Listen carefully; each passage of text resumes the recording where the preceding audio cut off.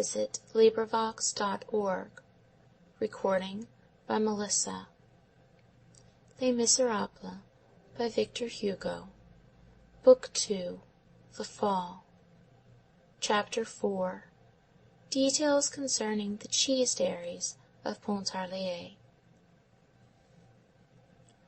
Now, in order to convey an idea of what happened at that table, we cannot do better than to transcribe here a passage from one of Mademoiselle Baptistine's letters to Madame Boischevron, wherein the conversation between the convict and the bishop is described with ingenious minuteness.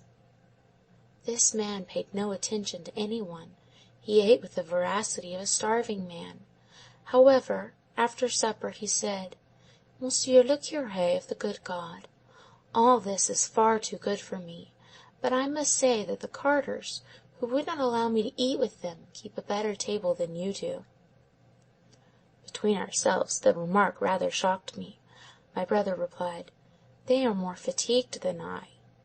"No," returned the man, "they have more money. You are poor. I see that plainly. You cannot be even a curate. Are you really a curé? Ah, if the good God were but just, you certainly ought to be a curé." "The good God is more than just," said my brother.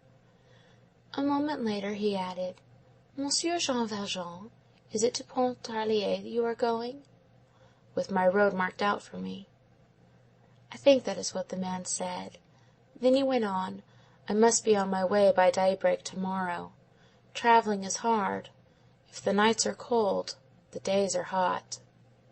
"You are going to a good country," said my brother. "During the Revolution, my family was ruined. I took refuge in Franche-Comté at first, and there I lived for some time by the toil of my hands. My will was good. I found plenty to occupy me. One has only to choose. There are paper mills, tanneries, distilleries, oil factories, watch factories on a large scale, steel mills, copper works, 20 iron foundries at least, 4 of which, situated at Lodz, at Châtillon, at Audincourt, and at Berre, are tolerably large. I think I am not mistaken in saying that those are the names which my brother mentioned. Then he interrupted himself and addressed me. "Have we not some relatives in those parts, my dear sister?" I replied, "We did have some. Among others, Monsieur de Lucenay, who was captain of the gates at Pontarlier under the old regime." "Yes," resumed my brother, "but in '93 one had no longer any relatives, one had only one's arms. I worked. They have in the country of Pontarlier, whither you are going, Monsieur Valjean, a truly patriarchal and truly charming industry, my sister. It is their cheese dairies, which they call fruitières."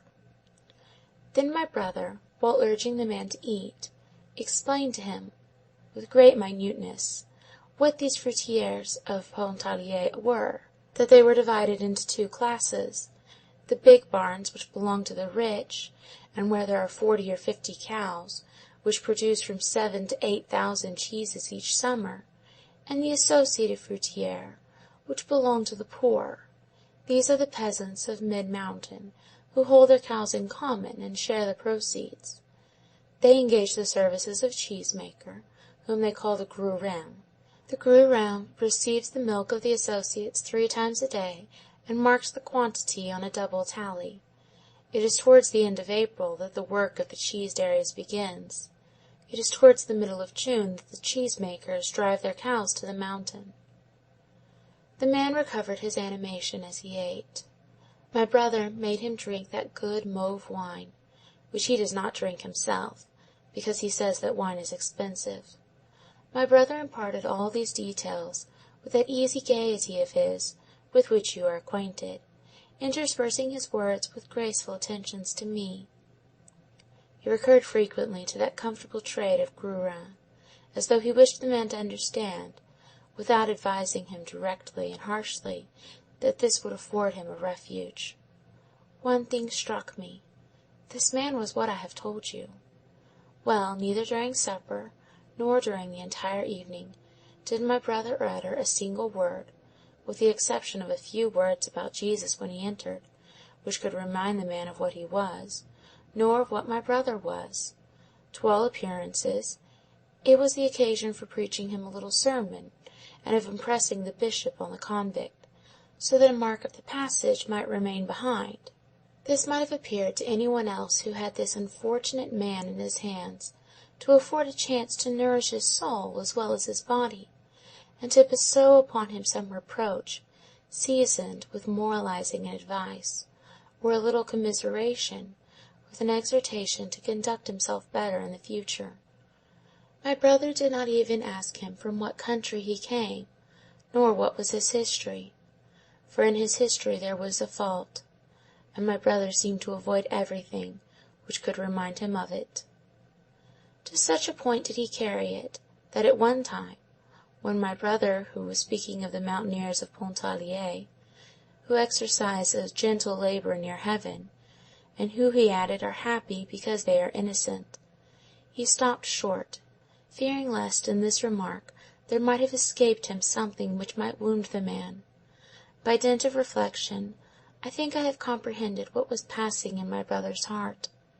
He was thinking, no doubt, that this man, whose name is Jean Valjean, had his misfortune only too vividly present in his mind, and that the best thing was to divert him from it, and to make him believe, if only momentarily, that he was a person like any other, by treating him in just his ordinary way. Is this not indeed to understand charity well? Is there not, dear madame, something truly evangelical in this delicacy which abstains from sermon, from moralizing, from allusions? And is not the truest pity, when a man has a sore point, not to touch it at all? It has seemed to me that this might have been my brother's private thought. In any case, what I can say is that, if he entertained all these ideas, he gave no sign of them. From beginning to end, even to me, he was the same as he is every evening, and he supped with this Jean Valjean with the same air and in the same manner in which he might have supped with Monsieur Gédéon the Provost, or with the curate of the parish. Towards the end, when he had reached the figs, there came a knock at the door. It was Mother Gerbaud, with her little one in her arms. My brother kissed the child on the brow, and borrowed 15 sous which I had about me to give to Mother Gerbaud. The man was not paying much heed to anything then. He was no longer talking, and he seemed very much fatigued. After poor old Gerbaud had taken her departure, my brother said grace. Then he turned to the man and said to him, "You must be in great need of your bed." Madame Magloire cleared the table very promptly. I understood that we must retire, in order to allow this traveller to go to sleep, and we both went upstairs. Nevertheless, I sent Madame Magloire down a moment later to carry to the man's bed a goatskin from the Black Forest which was in my room. The nights are frigid, and that keeps one warm. It is a pity that this skin is old; all the hair is falling out. My brother bought it while he was in Germany, at Tottlingen, near the sources of the Danube, as well as the little ivory-handled knife which I use at table. Madame Magloire returned immediately. We said our prayers in the drawing-room, where we hang up the linen, and then we each retired to our own chambers, without saying a word to each other. End of Book 2, Chapter 4. Recording by Melissa.